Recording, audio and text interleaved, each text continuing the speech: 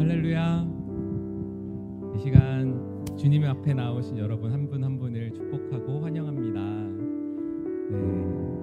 여러분 어떤 마음으로 이 가운데 오셨는지 모르겠습니다. 어떤 갈급함을 가지고 이 자리 가운데 나왔는지 모르겠습니다. 어떤 분들은 좀 사랑의 갈급한 마음, 어떤 분들은 공의와 공평의 갈급한 마음, 어떤 분들은 그냥 하나님이 갈급한 마음, 여러 마음으로 오셨을 텐데요. 이 시간 우리가 함께 찬양하면서 우리의 갈급한 마음을 채워주시고 풍성함으로 인도하시는 주님을 찬양했으면 좋겠습니다.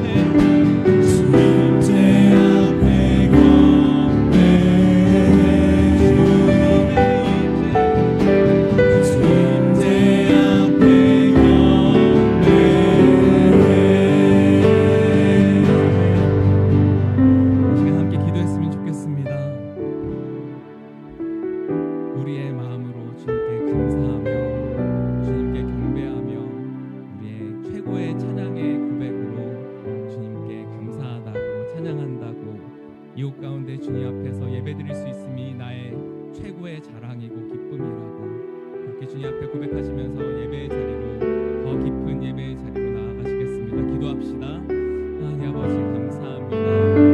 우리를 주님 찾아오셔서 아버지 하나님의 놀라우신 은혜를 베풀어 주시고 아버지 하나님의 그 사랑과 그 은혜로 아버지 이 자리에 아버지 지금 저희들 예배자로 서게 하시니 감사합니다. 아버지 하나님 우리가 정말 주님을 아버지 찬양하며 주님만을 자랑하며 아버지 주님만을 예배하며 주님만을 사랑하며 아버지 주님을 경배하는 아버지 참된 예배자로 살아갈 수 있기를 소망합니다. 이곳 가운데 함께하신 주님 앞에 아버지 우리가 전심으로 주님 앞에 나아가 예배드리오니 아버지 우리의 마음의 중심을 받아주시고 우리의 심령 가운데 하나님의 선하신 것들로 풍성하심으로 아버지의 아름다우심으로 주님의 광대하심으로 우리의 작은 마음을 채워주시고 풍성하게 하여 주시고 새롭게 하여 주옵소서. 주님의 영원하신 그 생명에 우리가 정말 연결되어서 아버지 하나님께서 예배하시고 이끄시는 그 길을 우리가 걸어갈 수 있는 힘과 능력을 공급받는 이 시간대가 되기를 원합니다. 성령 하나님께서 이 가운데 함께하여 주셔서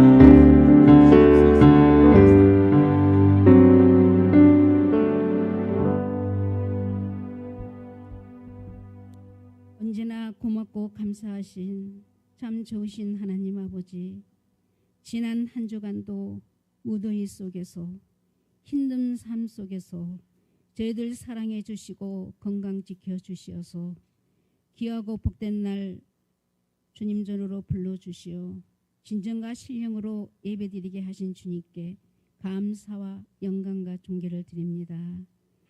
아버지, 2024년은 성령님이 역사하시고 모든 성도가 순종하며 총전도하는 해라 정하여서 저희도 입술로 고백하지만 반년이 지난 6월 마지막 주일날 다시 한번 점검해 봅니다. 아버지, 저희들 온전히 순종하지 못했고 온전히 가족 구원도 이루지 못했고 형제도 이웃도 구원하지 못했음을 하나님 앞에 회개하오니 주님 저희들 용서해 주시옵소서. 아버지 하나님, 먼저 저희들 심령이 변화되기를 원합니다. 7월 7일 제 3차 초청주일입니다. 하나님, 먼저 저희들 심령이 변화되기를 간절히 소망하며 하나님 앞에 간절히 기도하오니 하나님, 7월 7일부터 10일까지 우리 귀한 황정승 우리 선교사님 심령 부흥성회를 우리 소명교회에서 저희들에게 귀한 말씀으로 전하십니다.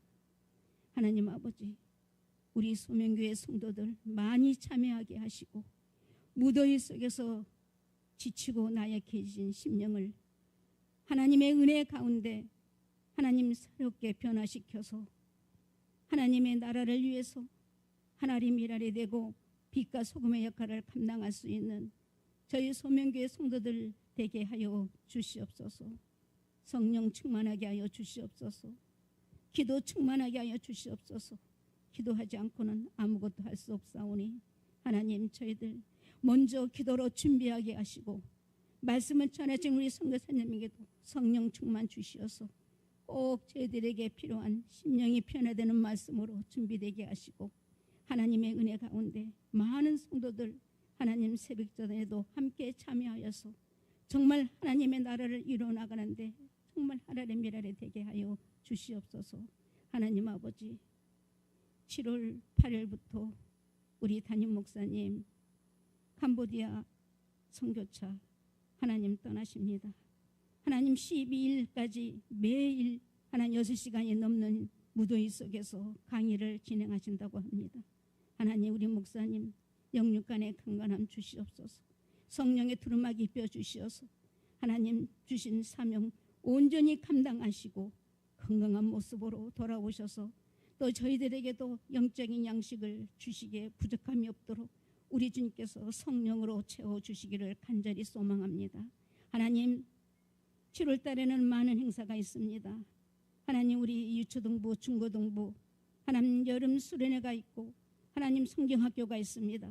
하나님 우리 온 성도가 같은 말 같은 마음 같은 뜻 같은 열매로 하나가 되어서 기도하면서 기대하면서 하나님 성령의 불기둥이 하나님 우리 소명교에서 일어날 수 있는 여름 행사가 될 수 있도록 하나님 도와주시옵소서. 하나님 7월달부터는 하나님 예배 시간이 변경됩니다. 이 또한 우리가 성령으로 하나님 또 믿음으로 하나님 말씀으로 양육되어서 하나님 모두가 같은 마음으로 전도에 매진하여서 하나님 남양주 100만을 구원하고 3020의 비전을 이루기 위한 것으로 저희들 생각하고 하나님 앞에 간절하게 모이면 기도하고 그때지만 전도하는 저희들 될 수 있도록 하나님 도와주시옵소서. 하나님 아버지 저 필리핀 우리 형제들 초청을 놓고 하나님 앞에 기도합니다. 모든 계획과 순서가 하나님의 은혜 가운데 잘 이루어지게 하시고 이스라엘 복음방도 하나님의 은혜 가운데 속히 준비되어서 하나님의 나라를 위해서 애쓰고 힘쓰는 하나님 모든 우리 선교사님들 하나님 마음속에 소원하는 모든 것들이 하나님의 은혜 가운데 이루어질 수 있도록 하나님 도와주시옵소서. 오늘도 우리 이석주 우리 선교사님 귀한 말씀을 전하시는데 하나님 같은 시간 같은 마음으로 은혜 받는 시간이 되게 하시고 오늘도 성령이 주관해 주시어서 모든 예배를 주님께 맡겨오며 예수 그리스도 이름 받도록 간절히 기도드렸사옵나이다.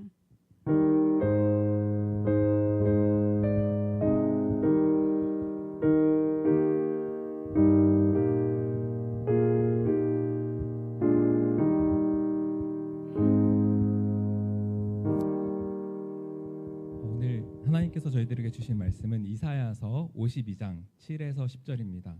이사야서 52장 7에서 10절입니다.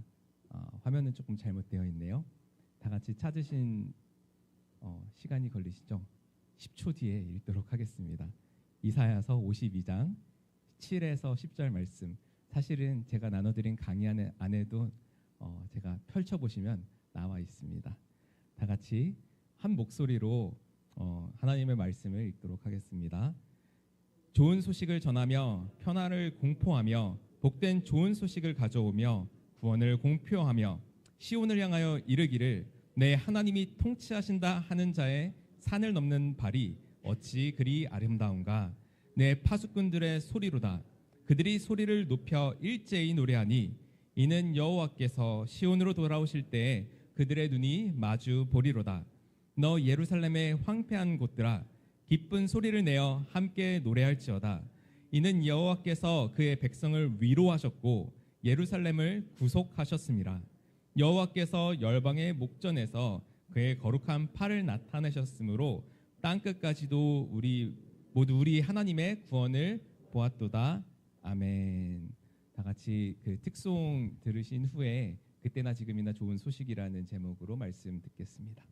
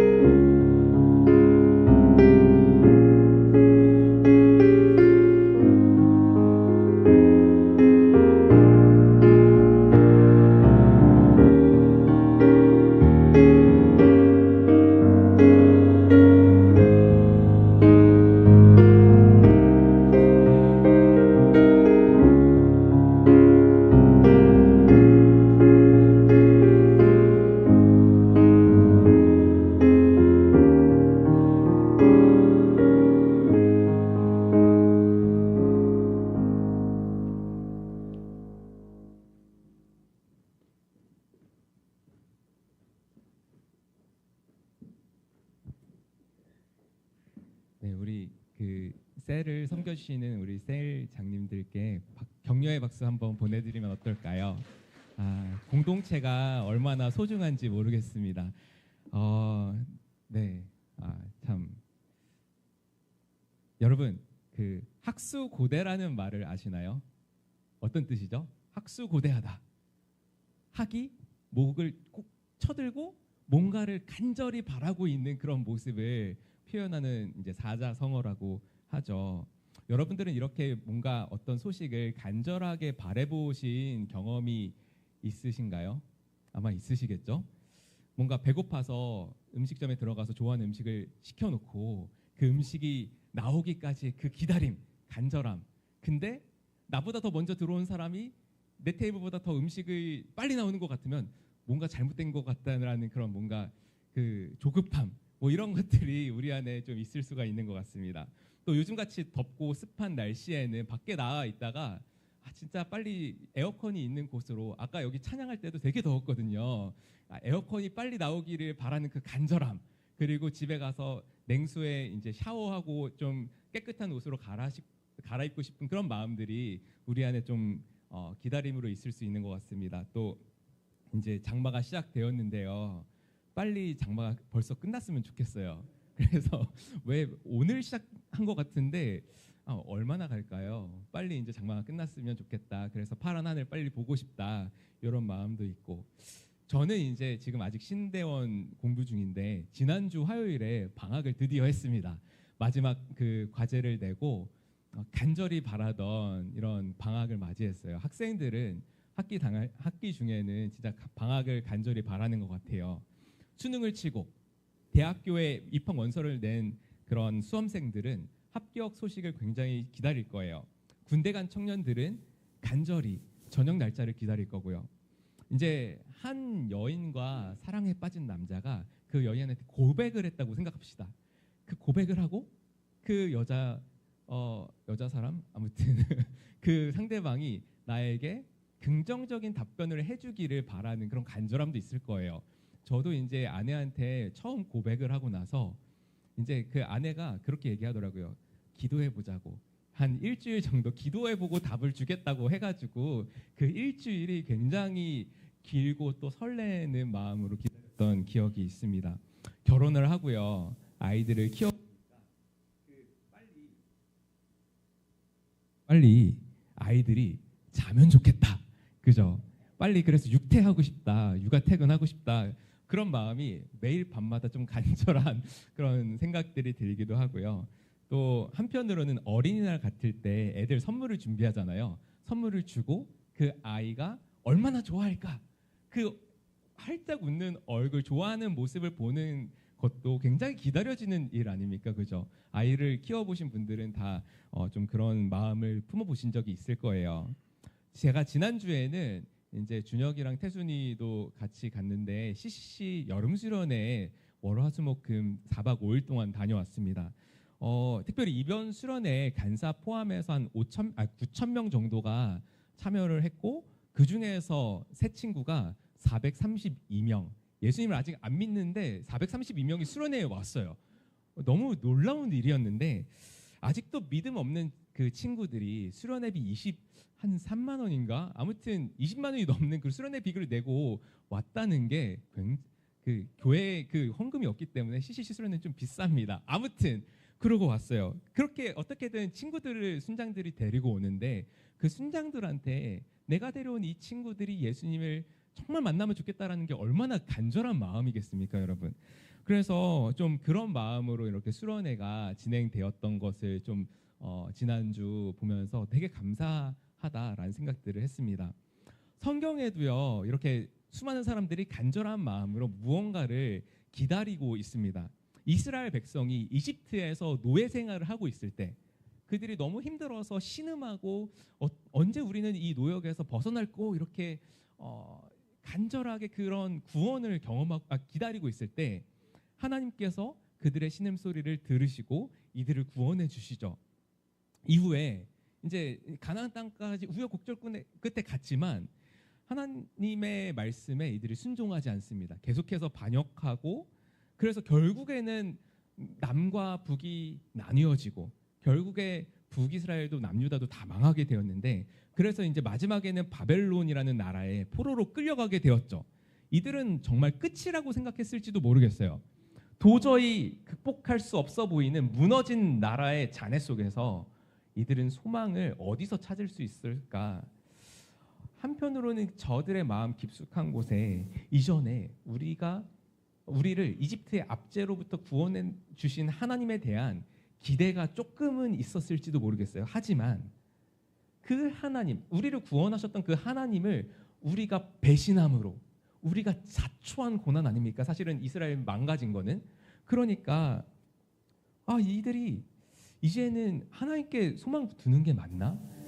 뭔가 그 마음에 거리낌이 있었을지도 모르겠다. 절망감이 있었을지도 모르겠다 생각을 합니다. 그런데 이들에게 하나님께서 누구를 보내시죠? 선지자들을 보내십니다. 선지자들을 보내셔서 하나님의 마음을 당신의 백성들에게 전하기 시작하십니다. 선지자들은 어떤 사람이었어요? 그냥 단순히 예언자, 그냥 fortune teller가 아니었습니다. 하나님의 말씀을 대언하는 사람들.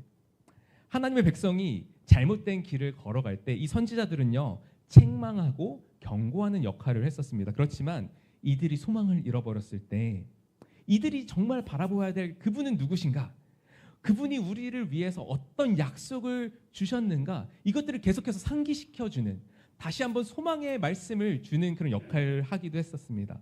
오늘 말씀은요, 이렇게 나라가 망할 것이 예정되어 있고 또 제국의 포로로 끌려갈 것들이 예정되어 있는 그런 사람들에게 주어진 소망의 말씀인 줄 믿습니다.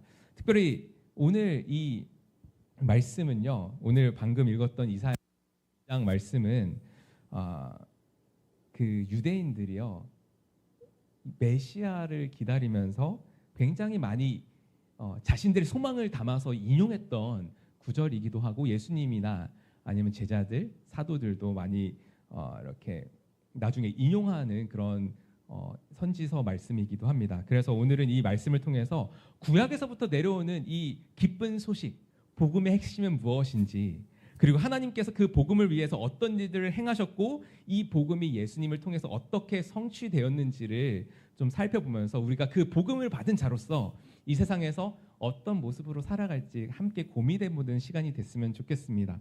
다시 한번 아까 읽었었지만 한 목소리로 이사야 52장 말씀을 좀 읽어보면 좋을 것 같습니다. 다시 좀 천천하게 말씀을 묵상하시면서 읽어볼게요. 시작. 좋은 소식을 전하며 평화를 공포하며 복된 좋은 소식을 가져오며 구원을 공포하며 시온을 향하여 이르기를 내 하나님이 통치하신다 하는 자의 산을 넘는 발이 어찌 그리 아름다운가. 내 파수꾼들의 소리로다. 그들이 소리를 높여 일제히 노래하니 이는 여호와께서 시온으로 돌아오실 때에 그들의 눈이 마주 보리로다. 너 이스라엘의 예루살렘의 황폐한 곳들아, 기쁜 소리를 내어 함께 노래할지어다. 이는 여호와께서 그의 백성을 위로하셨고 구속하셨습니다. 여호와께서 열방의 목전에서 그의 거룩한 팔을 나타내셨으므로 땅끝까지도 모두 우리 하나님의 구원을 보았도다. 아멘. 이 말씀은요, 사실은 이스라엘 백성이 바벨론 포로로 끌려가기 전에 기록된 말씀이기도 했지만 나라가 망하고 바벨론의 포로로 끌려간 백성들을 위해서 기록된 말씀이기도 했습니다. 이제 포로로 끌려갔으니까 얼마나 힘들었겠어요. 트라우마가 굉장했을 거예요. 군대가 우리를 포로로 끌려간다고 생각을 해보세요. 우리가 뭔가 북한에 그렇게 포로로 끌려간다고 했을 때 아무런 소망이 없고 그 경험 자체가 우리의 일생을 좌지우지할 수 있는 그런 트라우마를 안겨줄 수 있는 굉장히 심각한 경험이었을 거라는 것이죠. 이들이 그런 상황이었어요. 그런데 이렇게 포로로 끌려간 곳에서 이들이 잘한 게 하나 있습니다. 바로 하나님의 말씀을 다시 읽기 시작한 거예요. 포로로 끌려간 그곳에서 이스라엘 백성들이 하나님의 말씀을 다시 한번 읽으면서 우리가 왜 이렇게 망했는지, 우리에게 어떤 소망이 지금 남겨져 있는지 이것들을 좀 말씀을 통해서 생각해보는 그런 시간들을 70년 동안 갖는데요. 오늘 이 말씀을 보면서도 이 포로기가 끝날 것에 대한 좋은 소식을 가지고 오는 그 누군가의 발걸음을 이들이 기대하고 기다리기 시작한 그런 소망을 주는 말씀이 아니었을까 생각을 합니다. 그래서 우리가 이 말씀을 잠깐 보면서요, 좀 그 상황 속으로 들어가서 특별히 예루살렘에 있는 그 누군가의 관점으로 상상의 나라를 좀 펼쳐보고자 합니다. 이제 예루살렘 폐허에 우리가 서 있습니다. 그래서 저기 동쪽을 멀리서 이제 바라보고 있는데요. 그 방향, 예루살렘의 동쪽은요, 뭐가 있죠? 바벨론이 있는 곳입니다. 이스라엘 백성이 포로로 끌려간 그곳이 바로 동쪽입니다. 그곳에서 고생하고 있을 이스라엘 백성이 언제쯤 해방될 수 있을까? 걱정스러운 눈빛으로 응시하고 있는 거죠. 파수꾼이. 마치 6.25 전쟁통에 이상 가족을 북에 놔두고 온 분들이 예전에 이제 휴전선 근처에 가서 명절 때면은 하염없이 그냥 아무 말 없이 그 휴전선 너머를 이렇게 응시하고 있는 그런 모습이 예전엔 텔레비에 되게 많이 비춰졌었던 것 같아요. 그런 모습이 아니었을까라는 생각을 해보게 돼요. 그런데 마침내 7절에서 우리는 동쪽 너머에 있는 산맥을 넘어서 예루살렘을 향해 달려오고 있는 한 전령을 발견합니다. 이제 달려오고 있었어요. 이 전령이 쩔뚝이거나 되게 폐잔병처럼 축 늘어져서 오는 게 아니라 달려오고 있는 전령. 그러니까 뭔가 달려온다는 것은 그래도 좋은 소식이 아닐까라는 기대감을 좀 품게 하는 거 아닙니까? 그래서 기대감을 가지고 그 전령을 기다리니까 7절에 이제 세 단어가 전령이 가지고 온 좋은 소식을 표현하고 있습니다. 무엇이냐면 평화, 또 복된 좋은 소식, 그리고 구원. 이렇게 좋은 소식을 전하며 평화를 공포하며 복된 좋은 소식을 가져오며 구원을 공포하면서 이제 그런 좋은 소식을 가져온 거예요, 전령이. 그러면서 마침내 그 전령이 성에 도달해서 뭐라고 외칩니까? 하나님이 통치하십니다. 하나님이 통치하시다. 그런 외침을 이렇게 전해줍니다. 이게 바로 전령이 가지고 온 좋은 소식의 핵심 메시지였어요. 하나님이 다스리신다는 것이.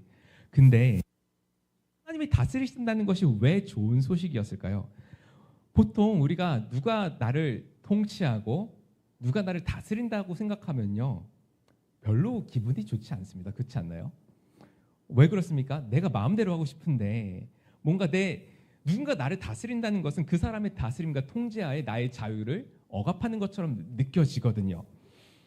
그리고 그 다스림과 통제에 영향을 받으면서 살아가는 것이 유쾌하지 않은 경험으로 남아있는 경우가 되게 많이 있습니다.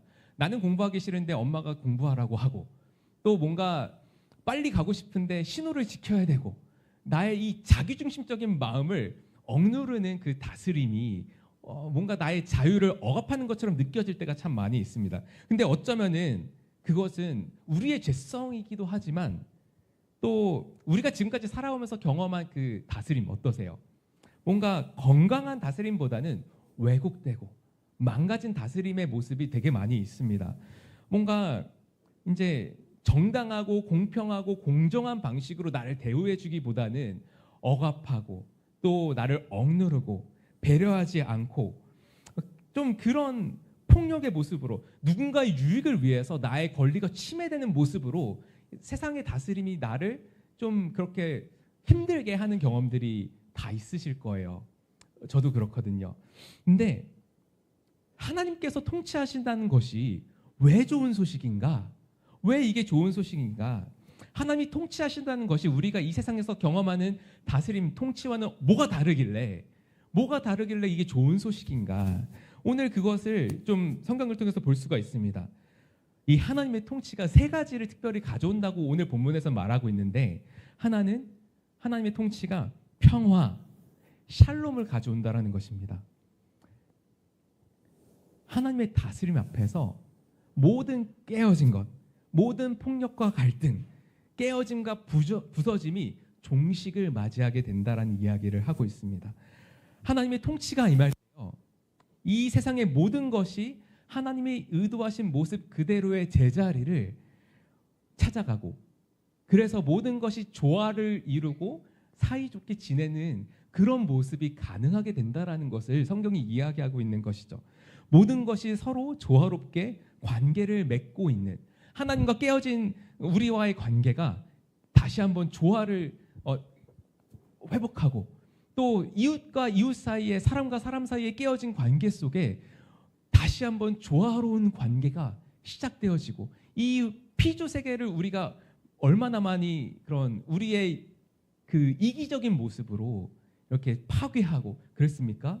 그런데 그런 것들 가운데 하나님의 다스림이 임할 때 온 피조 세계가 신음하고 있다고 했는데 그 피조 세계도 다시 한번 함께 기뻐하게 될 것이라고 성경은 이야기하고 있죠. 또한 두 번째는 하나님의 통치가 좋은 상태를 가져온다고 합니다. 여기서 좋은 상태를 말하는 토부라는 단어를 하나님께서 창세기 1장에서부터 쓰셨던 단어입니다. 세상을 창조하시고 보시기에 좋았더라, 토부했더라. 보시기에 여러분들 한 분 한 분을 만드시고 보시기에 참 좋았더라. 그때 말씀하신 그 좋다라고 했던 그 토부라는 단어를 여기서도 쓰고 있습니다. 그러니까 이 본문에서는 이 하나님의 다스림이 임할 때 창조 세계가 맨 처음 하나님께서 창조하셨을 때 말씀하셨을 때 그 모습으로 회복할 것이다. 온전하게 그 회복의 모습으로 창조의 모습으로 다시 이 세계가 아름답게 세워질 것이다. 이런 얘기를 하고 있습니다. 그리고 또한 마지막으로 하나님의 통치는 구원을 가져옵니다. 구원이라고 번역된 단어는 예슈아라는 단어입니다. 이따가 보겠지만 예수님의 이름이 되기도 했죠. 이 구원이라는 단어가 하나님의 다스림이 임할 때 사실 오늘 오전에 목사님께서 진리가 너희를 자유케 할 거야. 우리를 모든 속박과 억압에서 우리를 자유케 하시는 해방하시는 그런 하나님의 놀라운 구원의 이야기를 오늘 오전에도 우리는 계속해서 묵상했었습니다. 그거죠. 하나님의 다스림이 임할 때 이 구원이 임한다라는 것입니다. 정리하면 이렇습니다. 하나님의 통치가 임할 때 평화가 깨어진 곳에 샬롬이 임하고요. 창조하셨을 때 아름다운 모습이 선한 상태가 회복이 되어지고요.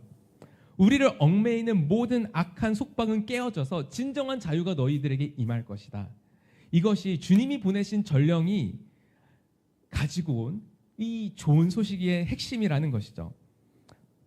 예수님께서 공생애를 시작하실 때요. 공생애를 하시면서 이런 하나님의 다스림이 그분의 삶을 통해서 얼마나 아름답게 임하는지 예수님이 가시는 곳마다 그 귀신이 쫓아가지고 또 병든 사람들이 나음을 입고 눈먼 자들이 보게 되고 가난한 사람들에게 복음이 선포되어지는 그런 일들이 일어나지 않았습니까? 이것은 그 하나님의 다스림이 예수님과 함께 이 땅 가운데 임했는데 그 다스림이 임하는 곳마다 하나님의 다스림에 대적하여서 세워져 있는 모든 것들이 더 이상 설 자리가 없음을 가시적으로 우리들의 눈으로 볼 수 있도록 하나님께서 보여주신 것이죠. 예수님의 통치는요, 우리의 하나님과 우리 사이에 깨어진 관계 속에 참된 샬롬을 가져왔고 또 원래 우리의 좋은 상태, 우리의 자존감, 우리 있는 모습 그대로 우리가 정말 존귀하고 아름답고 사랑받을 만한 자녀라는 것들을 예수 그리스도를 통해서 깨달을 수 있지 않습니까? 그 주님의 시선으로 바라보기 시작할 때 우리가 정말 그런 모습들을 회복할 수 있는 것이죠. 모든 우리를 속박하고 있는 죄와 사망의 법에서 예수의 성령의 생명의 법이 우리를 회복하고 해방하는 것들을 우리는 예수를 통해서 경험하게 되는 것입니다. 자, 이제 8절로 한번 넘어가 보고 싶어요. 8절에 보면요. 이제 달려오는 한 전령의 목소리에 파수꾼들의 목소리가 더해집니다. 이들은요. 무너진 예루살렘 성벽을 지키고 있는 상상이라고 할 수 있어요. 그런데 이들이 이제 힘을 합쳐서 전령과 함께 소리를 높여서 큰 소리로 기쁨의 소리를 부르고 있습니다. 그 이유가 무엇일까? 이들이 무엇을 보았길래 이렇게 이제 기뻐 노래하고 있을까? 여기서 보니까요. 여호와께서 시온으로 돌아오실 때 그들의 눈이 마주 보리로다. 이렇게 여호와께서 시온으로 돌아오시는 그 장면을 이들이 전령의 뒤에서 저 멀리에서 보기 시작한 것은 아닐까 그런 상상을 좀 해보았습니다. 그리고 그 여호와께서 그들의 눈을 한 명 한 명 맞춰주신다고 생각을 해보세요. 어떻게 잠잠히 있을 수 있을까? 바벨론이요. 바벨론의 이제 느부갓네살이 예루살렘을 파괴하고요. 그 백성을 포로로 잡아갔습니다. 근데 포로들만 예루살렘을 떠난 게 아니었어요. 그 포로기에 활동했던 선지자 에스겔은요, 여호와의 영광이 성전을 떠나는 장면을 목도합니다. 여호와의 영광이 예루살렘 성을 떠나는 것을 목도하고 애통해하며 그 모습을 이제 에스겔 8장에서부터 11장에 상세하게 기록하고 있습니다. 하나님이 성전을 떠나셨어요. 하나님이 이 도성 예루살렘을 떠나셨습니다. 그렇다면은 바벨론 포로기에 이 이스라엘 백성에게 중요한 질문이 이거였어요. 그렇게 떠나셨던 하나님께서 과연 우리에게 돌아오실 것인가?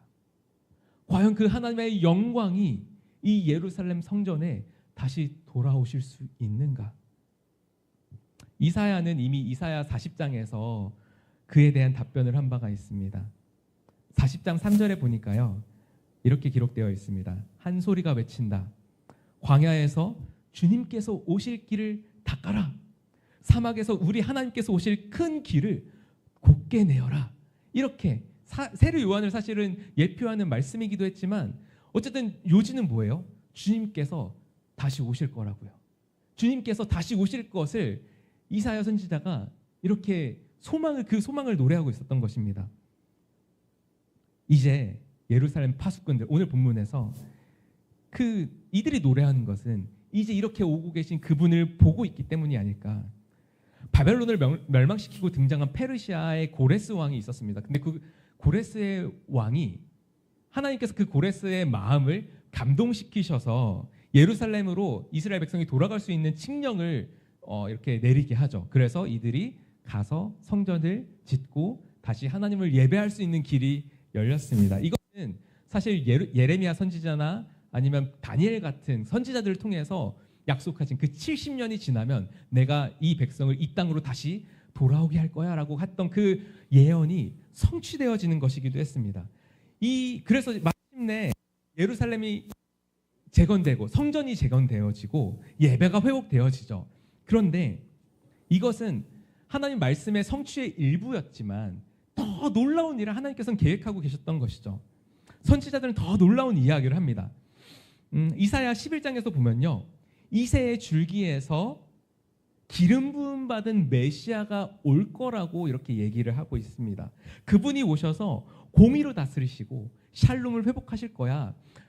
사자와 어린 양이 뛰놀고 어린이들이 그 북사굴에 손 넣어도 해함을 당하지 않는 그런 아름다운 나라가 다시 메시아와 함께 도래하게 될 거야. 그리고 온 땅에 여호와를 아는 지식이 물이 바다 덮음 같이 충만하게 될 것이다.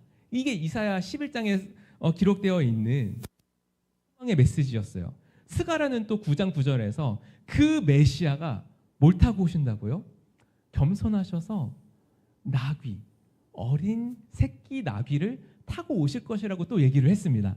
마침내 예수님께서 어린 나귀를 타고 예루살렘의 도성에 이제 도달했을 때 사람들이 그 모습을 보고 스가랴 말씀을 기억하는 그 사람들이 그 예수님, 그 새끼 나귀를 타고 있는 그 예수님을 맞이하면서 호산나, 주님의 이름으로 오시는 이에게 복이 있기를, 이스라엘의 왕에게 복이 있기를 하면서 환영합니다. 물론 이들의 생각과는 다른 모습으로 예수님은 사역을 하셨죠. 그래서 이들은 결국 예수님을 십자가에 넘겨주지만 아무튼 왕으로 이 땅 가운데, 예루살렘 가운데 예수님께서 입성하셨다라는 것입니다. 그리고 십자가에 비록 이들이 못 박여서 죽으시긴 했지만 그것조차도 하나님의 큰 계획 속에 있었고, 십자가에서 죽으시고 부활하신 그리고 승천하신 주님께서는 이렇게 말씀하시죠. 내가 진실로 속히 오리라. 하나님은요, 돌아오시는 분이십니다. 당신의 백성들에게로, 당신의 사람들에게로 돌아오시는 분. 예수님께서 이 땅에 다시 오실 때 이미 이 땅 가운데 임한 하나님 나라가 마침내 완성될 것임을 우리는 믿으면서 소망을 품으며 살아가는 사람들 아닙니까? 그래서 우리는 아멘, 주 예수여 어서 오시옵소서 이렇게 기도하는 것이죠. 자, 이제 9절로 갑시다. 9절로 가서 보니까 이 기쁨의 노래가 전염성이 있는 것들을 우리는 좀 발견하게 됩니다. 7절에서요, 전령, 여기서 전령이요 한 사람이었어요. 단수로 쓰고 있거든요. 한 사람으로부터 시작된 노래가 8절에서는요 파수꾼들이 부르는 작은 합창으로 번져갔습니다. 이제 9절에 이르니까요 예루살렘의 황폐한 곳들이, 이 황폐한 곳들이 뭘 표현하는 건지 뭐 시적인 표현일 수도 있으니까 잘 모르겠지만 함께 기쁨의 함성을 터뜨리며 기뻐 노래합니다. 10절에 가보니까요 그 노래가 땅끝까지 퍼져나갈 것임을 이야기하고 있습니다. 그리고 그 노래의 주제는 뭐죠? 동일하게 통치하시고 돌아오실 뿐만 아니라 구속하시는 하나님, 그분을 노래합니다. 9절에서요 너 예루살렘의 황폐한 곳들아 이렇게 부르고 있습니다. 이렇게 황폐한 세상에서 살아가고 있는 당신의 사람들을 바라보시는 하나님의 마음은 어떠셨을까요? 발 뻗고 주무셨을까요? 내 사랑하는 자녀들이 다 망해져 있는데 죄와 사망으로 깨어진 상한 세상 속에서 신음하고 있는, 고통당하고 있는 그런 이들을 하나님은 어떤 마음으로 보고 계실까요? 9절에 보니까 우리를 위로하신다라고 성경은 이야기하고 있습니다. 아까 우리가 불렀던 것처럼 하나님께서는 우리의 아픔에 공감하시고 함께 아파하시고 우리를 위로하시는 그런 하나님으로 성경은 하나님의 따스한 성품을 이렇게 이야기하고 있습니다. 나라가 망하고 포로로 끌려가는 건 큰 트라우마를 동반하는 것이죠. 일상생활도 힘들었을지 모르겠어요. 그런데 그렇게 바벨론 포로로 끌려간 이스라엘 백성을 하나님께서는 찾아가셔서 뭐 하신다고요? 그들을 긍휼히 여기시며 하늘의 위로를 쏟아부어 주시는 하나님. 근데요 여러분 위로 되게 좋아요. 저도 위로받는 거 되게 좋아합니다. 제가 힘들 때 누군가 나를 위로해주면 얼마나 마음이 힘이 나는지 모르겠어요. 근데 문제는요 위로만을 가지고서는 내 어려운 상황 자체가 안전되지는 않는다라는 거예요. 그 상황을 극복할 수 있는, 견딜 수 있는 힘은, 마음의 힘은 좀 얻을 수 있어요. 그죠? 위로를 받는다는 것은. 그렇지만 그 상황 자체가 완전히 극적인 반전을 이루는 것은 아니라는 것이죠. 그래서요 두 번째 단어가 중요합니다. 그의 백성을 위로하신 여호와 하나님께서는 예루살렘을 구속하셨습니다. 구속하셨다라고 성경이 이야기하고 있어요. 근데 여러분 구속이라는 단어 보통 언제 쓰나요? 범죄자를 구속한다. 그죠? 뭐 우리를 구속한대. 우리가 물론 죄인이긴 한데 하나님을 반역하고 떠나버린 죄인이니까 그래서 구속해서 구속영장 친다는 건가 하나님이? 어떻게 생각하세요? 뭐 그런 것들이 없지 않아 있을 수 있다고 저는 생각합니다. 그러나 성경에서 말하는 이 구속이라는 단어에는 좀 더 깊은 의미가 있다고 합니다. 이제 구속을 뜻하는 단어는요. 이제 레위기 25장에 보니까요.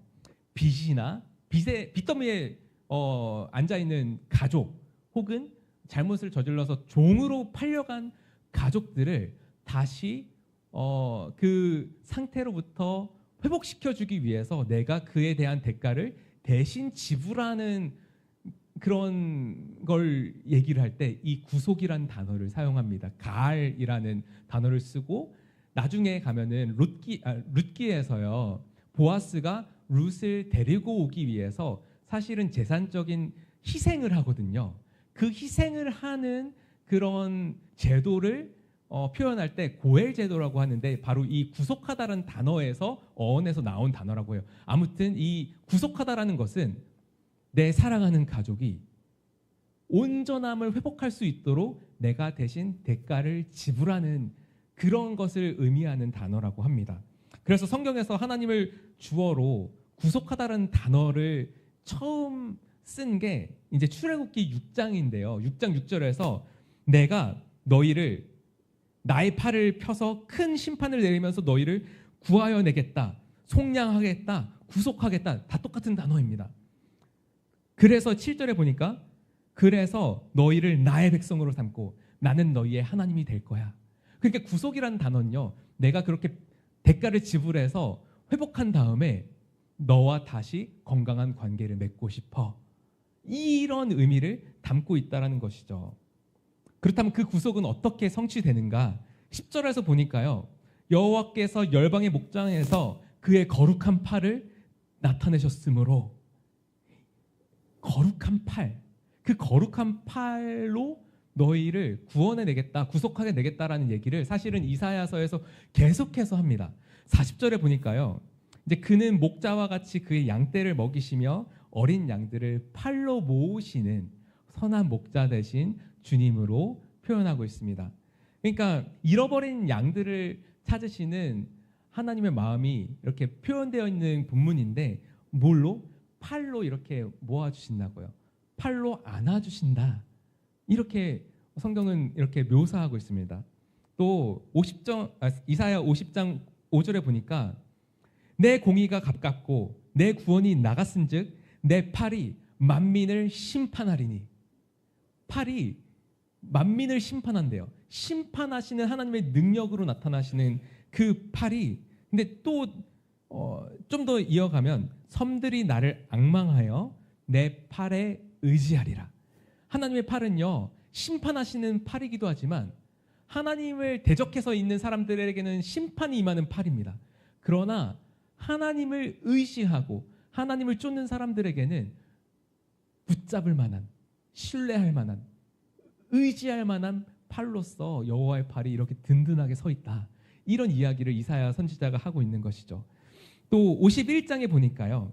깨어나십시오, 깨어나십시오, 힘으로 무장하십시오. 주님의 팔이여, 오랜 저 옛날처럼 깨어나십시오. 라합을 토막내시고 용을 찌르시던 바로 그 팔이 아닙니까?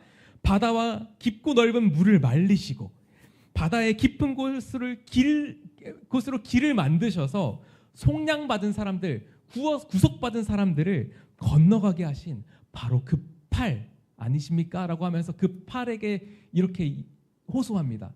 깨어나시라고. 우리를 그때처럼, 이스라엘 백성을 이집트에서 구원해내신 그때처럼 우리를 좀 구속해 주십시오. 우리를 구원해 주십시오. 그 큰 팔로, 그 능력의 팔로 우리를 구속해 주십시오. 이렇게 얘기하고 있습니다. 능력의 팔, 바다를 가르시기에 충분한 하나님의 능력을 이 팔이라는, 여호와의 팔이 담고 있다는 것이죠. 이사야 53장에서는요 이렇게 기록하고 있습니다. 우리가 전한 것을 누가 믿었느냐? 여호와의 팔이 누구에게 나타났느냐? 그는 주 앞에서 자라나기를 연한 순 같고 마른 땅에서 나온 뿌리 같아서 고운 모양도 없고 풍채도 없은즉 우리가 보기에 흠모할 만한 아름다운 것이 없도다. 이사야 53장에서는요 이렇게 그전까지는 능력의 팔, 우리를 따뜻하게 품어주시는 아버지 같은, 어머니 같은 그 너른 품, 바다를 가르시는 그 능력의 팔이 이렇게 고운 모양도 없고 풍채도 없는 연한 순 같다. 이렇게 얘기하고 있습니다. 뭐예요? 주님의 종인 여호와의 팔이 거부당하는 삶을 살고 끔찍하고 부당한 죽음을 맞이하게 될 것임을 53장에서 이야기하고 있죠. 예수라는 이름은 아까도 말씀드렸지만 구원, 여호와는 구원이시다라는 뜻을 담고 있습니다. 복음서는 이 구원이 우리에게 어떻게 오게 되었는지를 상세하게 기록하고 있죠. 특별히 방금 나누었던 이사야서에서는 그 주님의 구원이 이 여호와의 팔, 주님의 팔을 통해서 임하게 될 것이라고 우리는 보았습니다. 이렇게 생각해 봤으면 좋겠습니다. 주님의 팔이요, 베들레헴에서 이 마국간에 태어났습니다. 그 주님의 팔은 이제 사역을 마치시고 갈보리 언덕으로 가기 위해서 소매를 걷어붙이셨습니다. 마침내 주님의 팔은 갈보리로 가셔서 거기서 정말 주님의 팔을 넓게 펼치셨어요. 세상을 구속하기 위해서 십자가에서 두 팔을 벌리셔서 우리를 속량, 구속하셨습니다.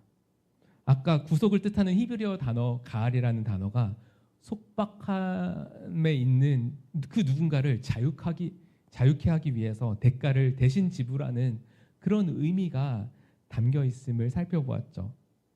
마찬가지로 십자가에서 두 팔 벌려 죽으신 예수님께서는 사실 우리가 죽어야 될 자리에서 우리를 대신해서 고통당하시고 죽으셨습니다. 아까 다 읽지 않은 이사야 53장 5절 6절에 이렇게 기록하고 있습니다. 그가 찔림은 우리의 허물 때문이요 그가 상함은 우리의 죄악 때문이라.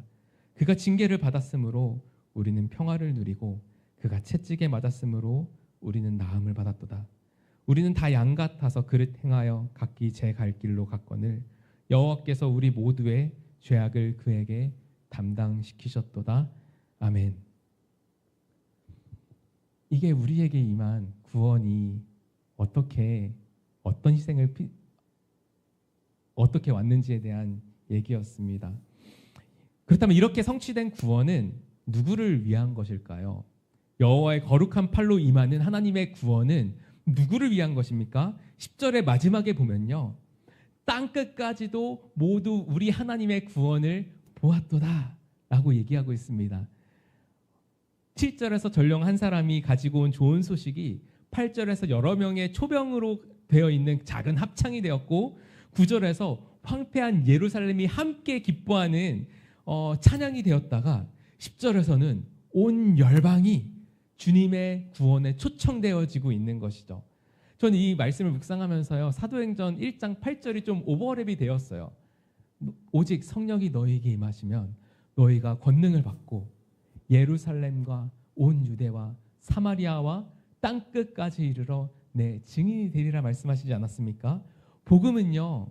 이스라엘만을 위한 좋은 소식이 아니었습니다. 처음부터요. 복음은 온 세상을 향한 좋은 소식이었습니다. 이스라엘의 복음은요. 모든 열방을 위한 복음입니다. 언제나 그렇게 되도록 의도되었던 것이에요. 하나님 나라 백성의 선교, 우리 선교사님도 계신데 선교를 되게 다양한 모습으로 표현할 수가 있을 것 같아요. 그런데 오늘 본문에 비추어 보면요. 이렇게 표현해 볼 수 있을 것 같아요. 선교나 전도는 나쁜 소식이 가득한 이 세상 속에 좋은 소식을 전하는 것. 좋은 소식. 그럼 우리가 전해야 될 그 좋은 소식은 무엇입니까? 오늘 전령이 달려와서 우리에게 얘기해 줬던 것처럼 하나님께서 이 땅을 다스리신다. 하나님께서 이 세상을 통치하시는 분이다. 이게 복음의 핵심이라는 것이죠. 그 다스림이 임할 때 모든 것이 회복되어질 것이기 때문에 그렇습니다. 그리고 하나님께서는 이 세상을 그렇게 통치하시기 위해서 가만히 있으신 분이 아니라 달려오시는 분. 마침내 이 땅 가운데 찾아오시는 분이시라는 것이죠. 바로 예수 그리스도를 통해서 그 하나님께서 이 땅 가운데 임하신 것 아닙니까? 예수님께서는요, 이 땅에 오셔서 죽으시고 부활하심으로 참된 평화를 우리에게 주셨고 또 우리로 하여금 창조되었을 때 아름다운 모습으로 회복할 수 있도록 영광스러운 모습으로 성화되어져 갈 수 있는 능력이 주시기도 하고 진정한 구원, 진정한 자유를 우리로 하여금 누리게 하시는 분이십니다.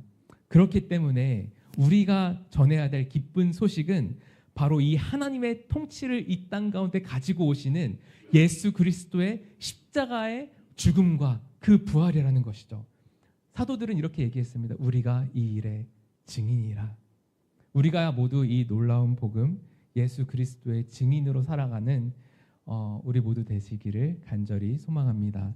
같이 찬양하시고 기도했으면 좋겠는데요. 시간이 좀 오늘 좀 오버돼서 죄송합니다. 그래도 찬양은 하고 짧게 기도하고 오늘 예배를 주님께 올려드리면 좋겠습니다.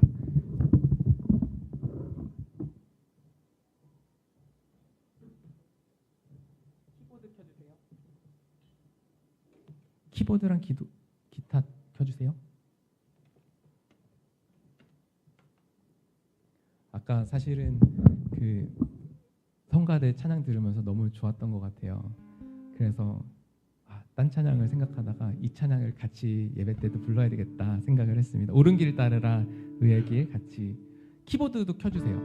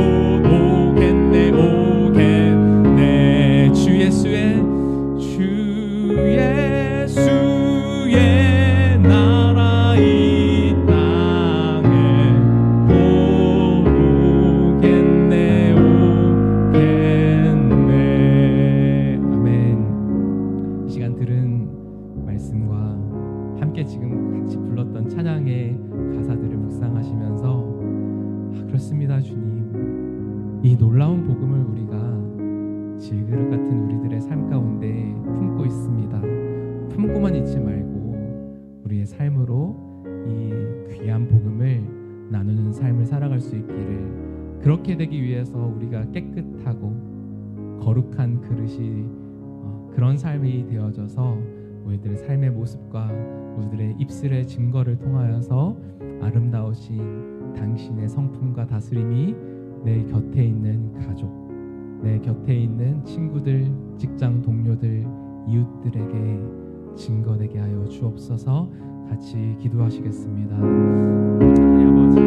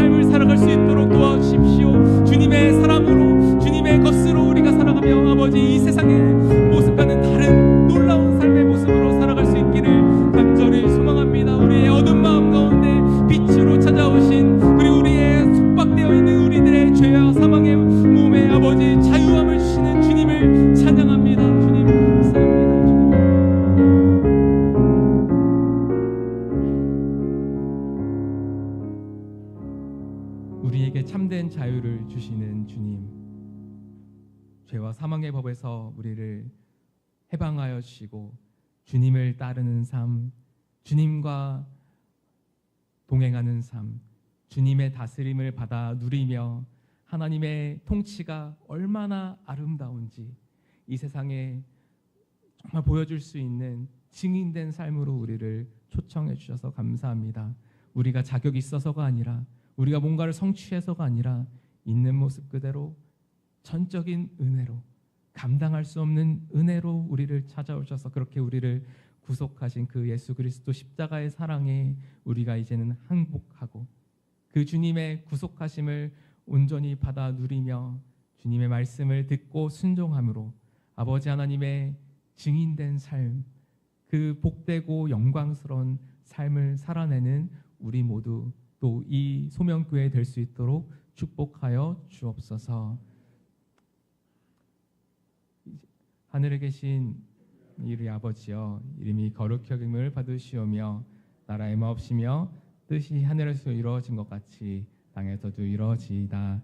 오늘날 우리에게 일용의 양식을 주옵시고 우리가 우리에게 죄 진 자를 사하여 준 것 같이 우리의 죄를 사하여 주옵시고 우리를 시험에 들지 마옵시고 다만 악에서 구하옵소서. 대개 나라와 권세와 영광이 아버지께 영원히 싸움나이다. 아멘. 비 오는데 아침서부터 이제 예배도 하시고 갖가지 봉사도 하시고 또 마지막 이렇게 오늘 유정미를 잘해서 하나님이 기쁘게 보실 줄로 믿습니다. 몇 가지 말씀을 드리겠습니다.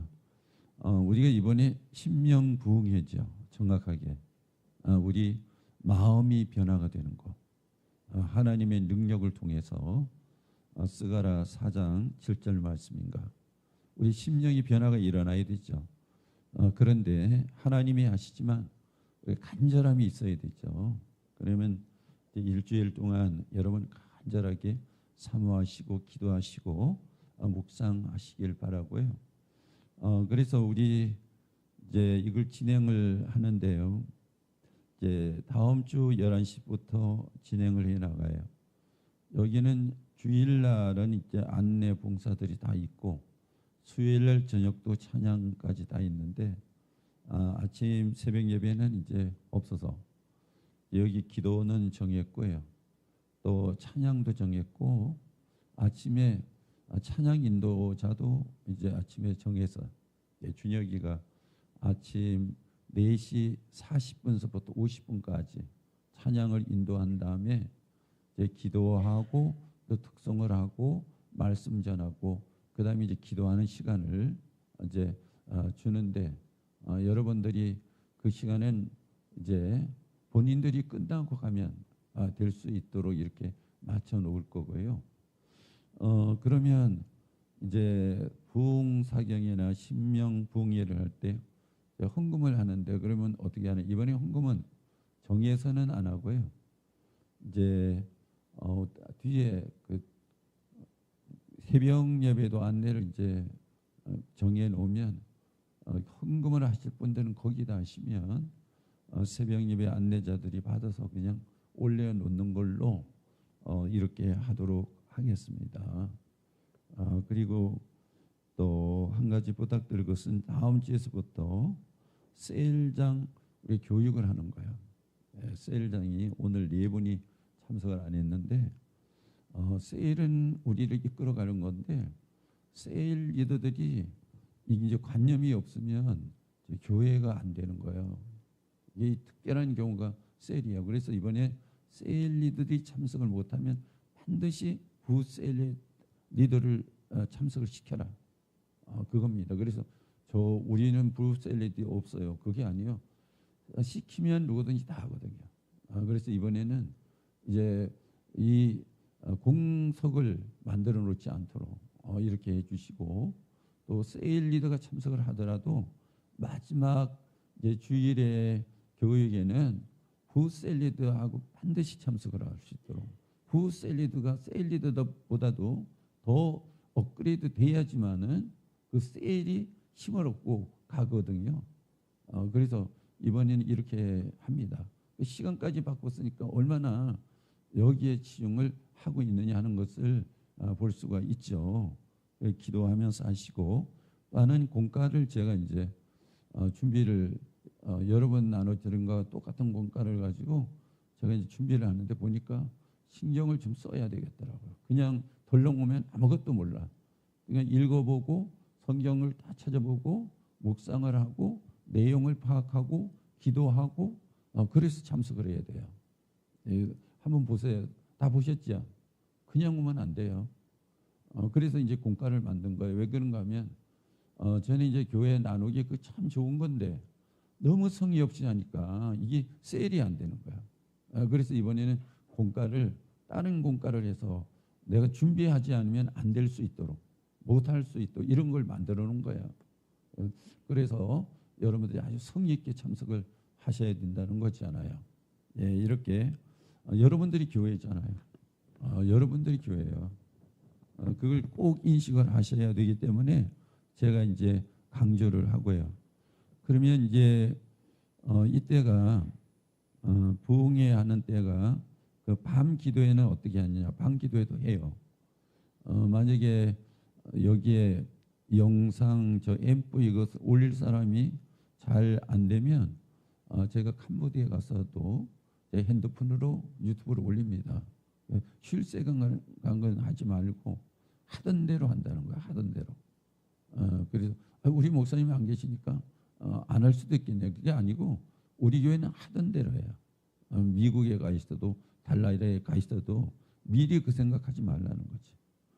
그래서 이 차질이 없이 진행할 수 있도록 이렇게 해주시길 바라고요. 다음 주에는 우리 선교 임원들하고 황 선교사하고 잠깐 이제 모임을 갖도록 할 거예요. 왜냐하면 이제는 일정이 나와 있는데 아직은 거기 정확하게 서로 이야기는 안 나눴으니까 그래서 광고가 이제는 날짜까지 나가야 되니까요. 다음에 모임을 갖도록 합니다. 우리 저 누구야? 김희선 집사님 나오셔서 구호 한번 하세요. 우리 저 누구지? 김금혜 집사님하고 나오셔서 구호하세요.